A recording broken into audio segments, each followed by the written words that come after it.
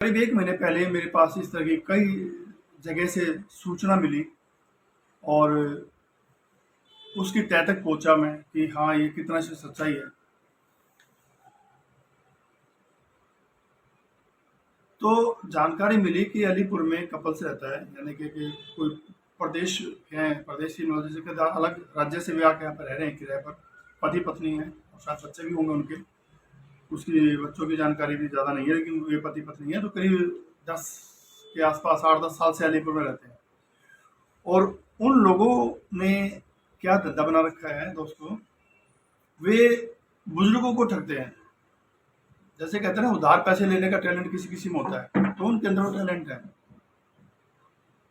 उधार पैसे ले लेते हैं, वो आदमी उधार पैसे लेके और फिर देने के नाम पे अपने घर बुला लेता है और ऐसे बुजुर्ग लोगों को बनाता है जो या तो ठगी टाइप के होते हैं या बिल्कुल परेशान है किसी तरह से समाज से, या वो पता नहीं कैसे कहाँ से जानकारी प्राप्त करते हैं।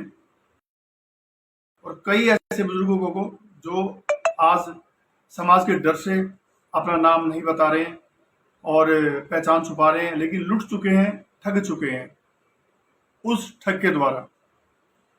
वो ठग अपने यहाँ अलीपुर में रहता है, किसी किराए के मकान पर रहता है और उसने ठगी का अच्छा धंधा खेला हुआ है। भला फुसलाकर अपने घर ले जाता है, जिस तरह से आपने साउथ इंडिया में देखते हो, क्राइम पेट्रोल देखते हैं, लेकिन लोग जागरूक नहीं होते, ऐसी चीजों से भी जागरूक नहीं होते। तो हमारे एरिया में उसने ऐसे लोगों को घर बुलाया और उनके पीछे से अपनी पत्नी के साथ अश्लील तस्वीरें लेकर फिर उनको ब्लैकमेल करना शुरू कर दिया और कई लोगों को ठग चुका है।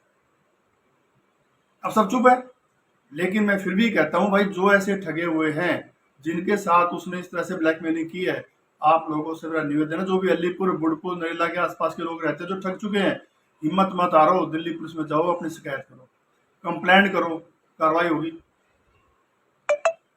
लेकिन तुम गलत कर रहे हो, तुम अगर वहां गलत कर रहे हो, गलत नीयत से जा रहे हो, उसके लिए आपका परिवार और आप समाज के दोषी तो हो।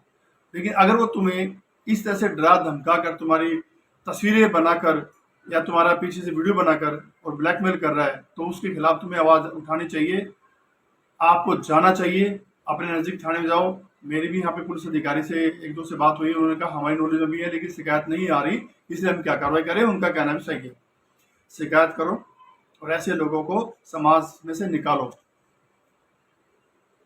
निकालो भाई। नहीं तो कितने लोग ऐसे परेशान होकर आत्महत्या कर लेते हैं, क्योंकि वे लोग परिवार से जुड़े रहते हैं और ऊपर से इस तरह की गलत गतिविधियों में या ये कहो उसमें शामिल हो जाते हैं। तो उसके खिलाफ यही मेरा आपसे निवेदन है कि अगर इस तरह से कोई भी शख्स फंसता है, हम समाज के हित के लिए खड़े हैं, आपके साथ खड़े हैं, दिल्ली पुलिस आपके साथ है, दिल्ली पुलिस शिकायत तो करो। दिल्ली पुलिस कार्रवाई नहीं करे तो ऊपर एसीपी के पास जाओ, एसएचओ के ऊपर बहुत सारे अधिकारी हैं, उनको भी शिकायत दो, आपका आपके साथ न्याय होगा। लेकिन अगर इस तरह से ठग कर लुट कर घर बैठ जाओगे तो उसकी हिम्मत और बढ़ेगी, वो और लोगों को लूटेगा और फिर कोई ना कोई ऐसा दुष्कर्म या कुछ तरह से परेशान होकर कुछ ऐसा कदम उठ जाएगा, फिर आपको अफसोस होगी काश मैंने उस समय आवाज उठाई होती तो आज ये नौबत नहीं आती। तो मेरा तो भाई यही है कि जैसे मुझे पता चला कि इस तरह की बात है, लोगों ने जो मुझे बताया, क्योंकि समाज में जो है ना, हर किसी की हिम्मत नहीं बोलने की। हम वैसे तो थूक बुलोते रहते हैं बार बार, कहीं हुक्का पी कहीं ताश खेल रहे हैं, लेकिन इस विषय में अगर आपको जागरूक होना है तो मैं तो आपसे कहूँगा सावधान रहें, ऐसे लोगों के चुंगल में ना फंसें। इस जो आपको ब्लैकमेल करे, जो आपको ठगे, तो खुद भी अपने आप को सुधारें, गलत गतिविधि में ना रहें।